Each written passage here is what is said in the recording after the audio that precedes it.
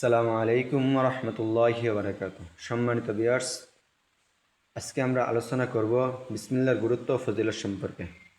বিসমিল্লাহর গুরুত্ব ফজিলত সম্পর্কে হযরতে জাবির ইবনে আব্দুল্লাহ রাদিয়াল্লাহু তাআলা আনহু থেকে বর্ণিত। তিনি বলেন, রাসূল সাল্লাল্লাহু আলাইহি সাল্লাম বলেছেন, কোনো ব্যক্তি যদি ঘরে প্রবেশ করার সময় এবং খানা খাওয়ার সময় যদি বিসমিল্লাহ পড়ে, তাহলে শয়তান আফসোসের সাথে বলতে থাকেন তার সঙ্গীদেরকে যে আজকে তোমাদের বাসস্থানের ব্যবস্থাও হয় নাই, খাওয়ার ব্যবস্থাও হয় নাই।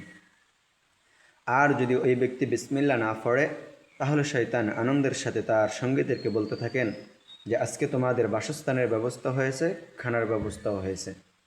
তো আমরা এই হাদিস থেকে কি বুঝলাম?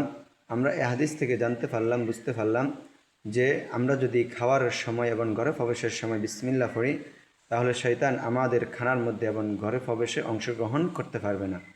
আর যদি বিসমিল্লাহ না পড়ি, তাহলে শয়তান আমাদের সাথে আমাদের ঘরে প্রবেশ করবে এবং আমাদের খাওয়ার মধ্যে অংশগ্রহণ করবে। এই জন্য রাসূল সাল্লাল্লাহু আলাইহি সাল্লাম বলছেন, প্রত্যেক ভালো কাজে তোমরা বিসমিল্লাহ পড়ো, যাতে করে তোমাদের ভালো কাজের মধ্যে শয়তান অবরকতময় না করতে পারে।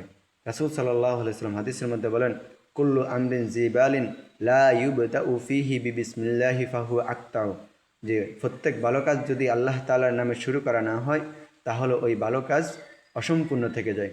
এজন্য আমাদের উচিত প্রত্যেক ভালো কাজে আল্লাহ তাআলার নামের সাথে শুরু করা, যাতে করে আমাদের এই ভালো কাজের মধ্যে শয়তান কোনো প্রকার খারাপই প্রবেশ করাইতে না পারে।